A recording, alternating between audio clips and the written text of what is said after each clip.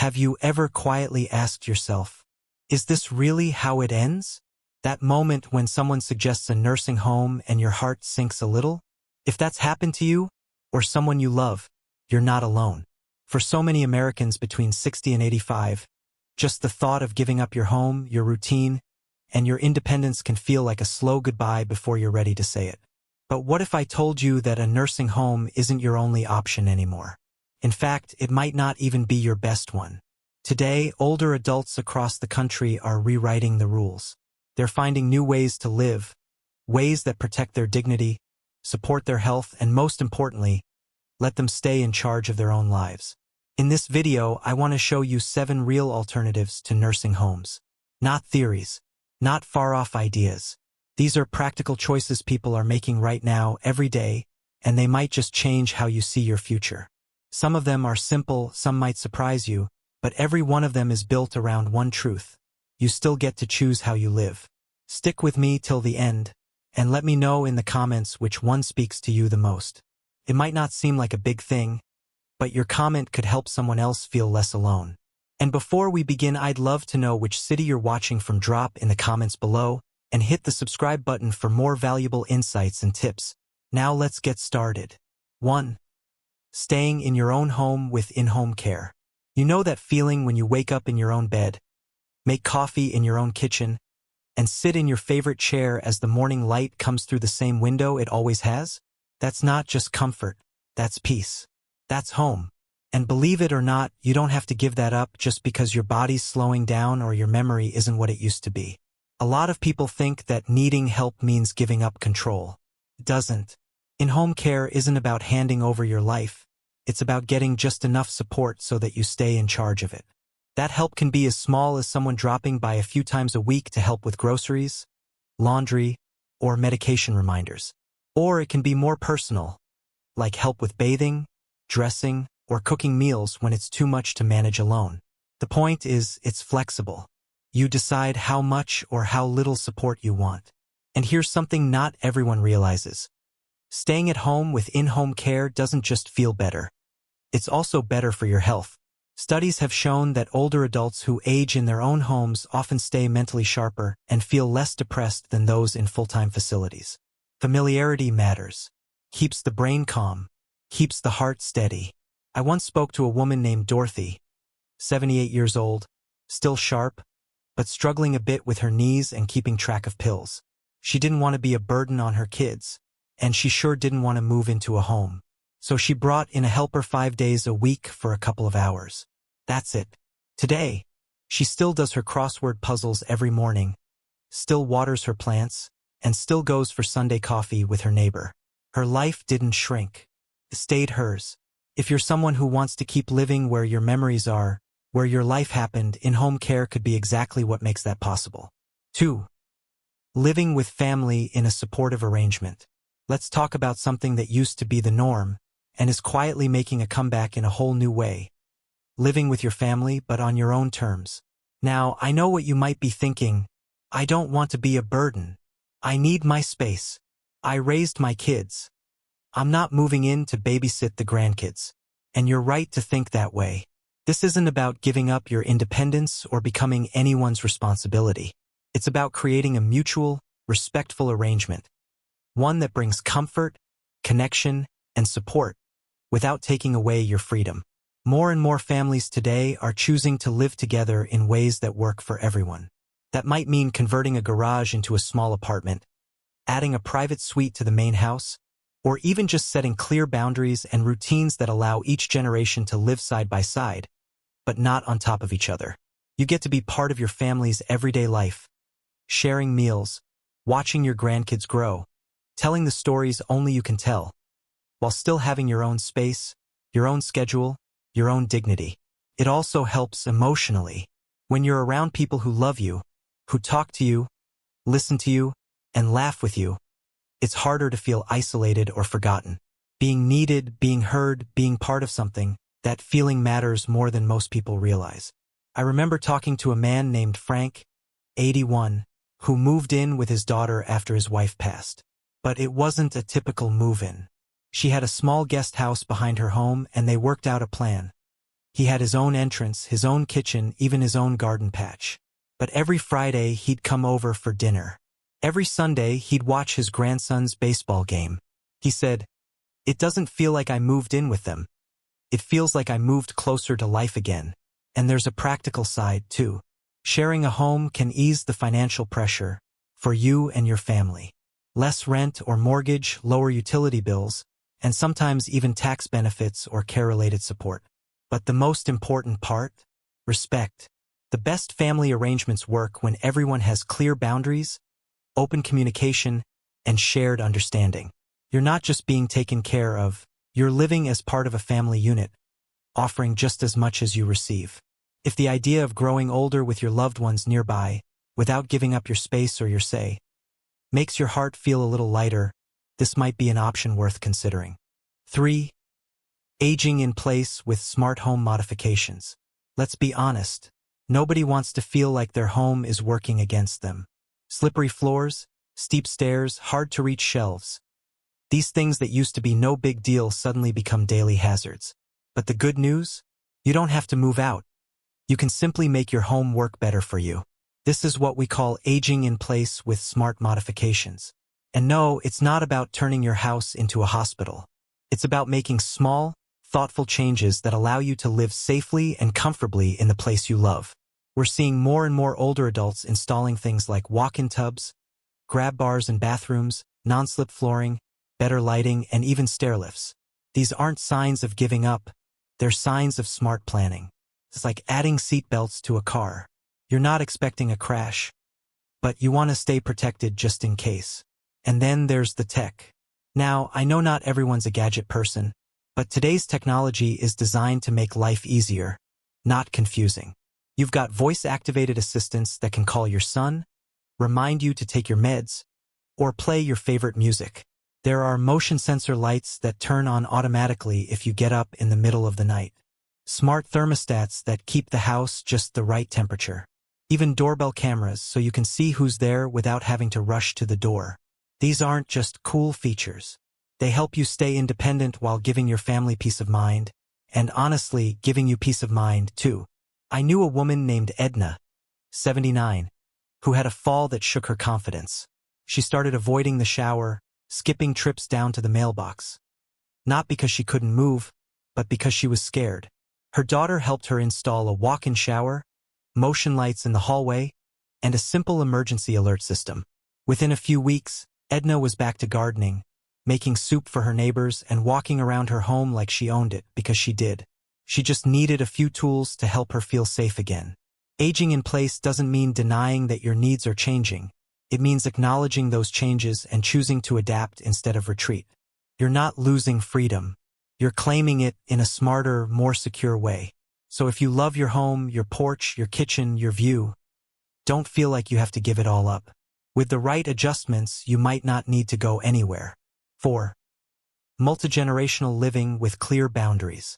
Let's talk about something that's old, but new again, multigenerational living. Now, before you picture yourself squeezed into a crowded guest room or turning into a live-in babysitter, hear me out.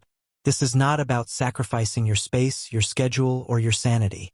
It's about creating a home where multiple generations live together, with respect, clarity, and boundaries that work for everyone. We're seeing this trend grow, especially in families who are close-knit but also realistic. Grandparents, adult children, and even grandkids living under one roof. Not because they have to, but because it just makes life better when it's done right. So what does done right look like? It means open conversations before the move happens. It means everyone understanding what privacy looks like, what shared time means, and who's responsible for what. It's not about being taken care of. It's about being part of something, while still having your own life and your own rules. Let me tell you about Helen, 83. After her husband passed, she moved in with her daughter, but they were smart about it. Helen didn't move into the spare bedroom. They renovated part of the basement into a full suite with its own entrance, kitchenette, and living room. She came upstairs for dinner a few times a week, helped with the garden, and read to the grandkids at night. But she also had quiet mornings, her own TV shows, and no one barging in uninvited. She once told me, I'm not just surviving here. I feel needed, respected, and free. And that's the heart of it. When you live in a multigenerational home with clear roles and mutual understanding, you're not just sharing a space, you're sharing life while still keeping your independence intact. You can still be you. You just have a few more familiar faces around. This kind of setup can bring warmth, safety, financial ease, and deeper connection. As long as everyone talks, listens, and checks in from time to make sure it's still working. So if you've ever thought about moving in with family but held back out of fear of losing yourself, maybe it's time to revisit that idea with fresh eyes. 5. Independent living communities with on-demand support. Let's face it, there's a big gap between living completely alone and moving into a full-time care facility. And for a lot of folks, what we really want is independence, with just a little backup when needed. That's exactly what independent living communities offer. These aren't nursing homes. They're not about rules, routines, and being watched all day. They're about freedom, in a setting designed for people who still take care of themselves, but want to live around others who get it. You have your own apartment or maybe a small cottage. You cook your meals if you want to. Or you can head to the dining room and have dinner with a neighbor. You come and go as you please. You live your life. But if you need help with small things, like transportation, light housekeeping, or getting a prescription filled, someone's there to assist. On your terms. And let's talk about something people don't always say out loud. Loneliness. It sneaks in slowly when the house gets too quiet. When friends move away. When you stop getting out as much as you used to. That's one of the biggest reasons people choose independent living. Not because they're too old to manage, but because they're ready to reconnect. You're surrounded by people in the same stage of life. There are walking groups, book clubs, movie nights, garden projects. And you get to choose how involved you want to be. Take Robert, 77. After his wife passed, his days felt empty. His kids lived out of state and he didn't want to be a burden.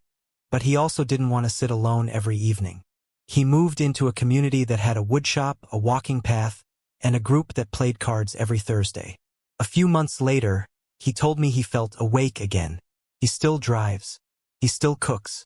But now he also laughs more, and that's not nothing. These communities come in all flavors. Some focus on wellness and nature. Others offer creative spaces, music, or learning programs. You can find one that suits your soul, not just your age.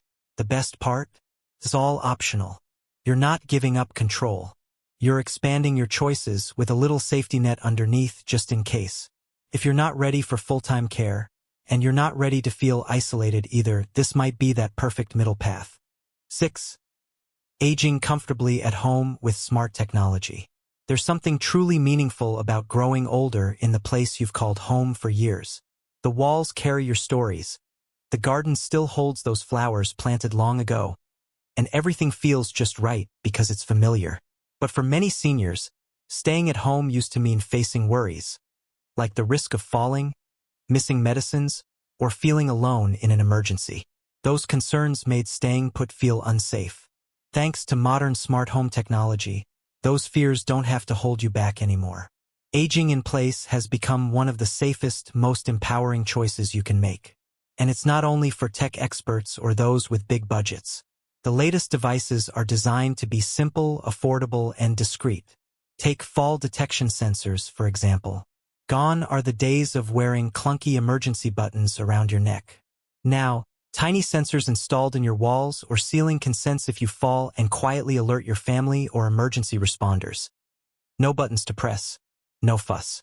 Then there are gentle medication reminders that speak softly through your home speakers or even dispense your pills right on time. If you happen to forget, your loved ones might get a quick notification so they can check on you without being intrusive. Smart lights turn on automatically when you get up at night, lowering the chance of a fall. Smart thermostats keep your rooms comfortable all day and night. Even your fridge can help by reminding you when food is about to expire. This isn't about taking away your independence. It's about strengthening it. For example, there's a gentleman in his 80s who lives alone since his wife passed. His son worried a lot, but once they set up smart sensors and medical alert devices, everyone felt more at ease. He doesn't feel like he's being watched. He feels respected. That's the real point. You're not losing your privacy, you're gaining freedom. You're not just getting by, you're living confidently. If this resonates with you and you're still with me, please type 6 below to say hello. And if you haven't yet, subscribe and hit the notification bell so you won't miss what's coming next. Your support means everything to us as we share helpful tips to make life better. 7. Intergenerational living communities. There's a quiet shift happening in how seniors choose to live today. It's not about being alone or feeling isolated in empty halls. Instead, it's about real connection. Living in neighborhoods where people of all ages share space, life, and experiences together. Imagine a place where your neighbors could be anyone. A young teacher, a college student, or a single parent. They might help you carry groceries or share a meal. And in return, you offer your stories, wisdom, and presence. Something that no one else can give. This isn't about charity or dependence. It's a genuine exchange that benefits everyone. Take the example of Joan, who at 76 moved into a community in Oregon designed this way. Every week, she leads a poetry group with high school students living nearby. In exchange, they help her with tech issues and keep her in tune with new music. She says it makes her feel alive again. These neighborhoods often have community gardens, walking paths, and activity centers that encourage people to meet naturally. No cold, locked doors, or empty lobbies here. What's amazing is how this setup helps both seniors and younger folks.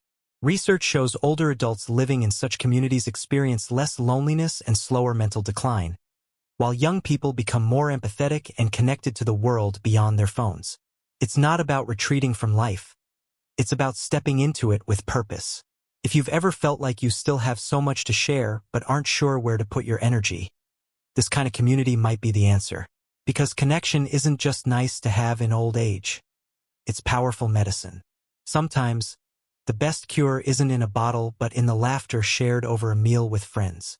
Remember, growing older doesn't mean losing your independence or dignity. Many fear ending up in nursing homes, silent, routine places where you can feel forgotten. But there are better options out there, ways that respect your spirit, your choices, and your story. Whether it's co-housing with friends, living near family on your terms, finding a senior village, hiring in-home care, or joining an intergenerational community, the goal is the same: to stay human, connected, and in control. You've lived a full life, so don't hand over the keys without thinking. Which of these options feels right for you? Which one makes you breathe a little easier just thinking about it? Because the aim isn't just to live longer, it's to make sure those years still feel truly yours. If this message speaks to you, I'd love to hear your thoughts. Drop a comment below sharing one thing you found meaningful or how you might use it in your life. Your voice matters and inspires us to keep creating helpful content. Thanks for spending time here today. If you found this helpful, please like, subscribe, and share so more people can discover these ideas. Looking forward to seeing you in the next video.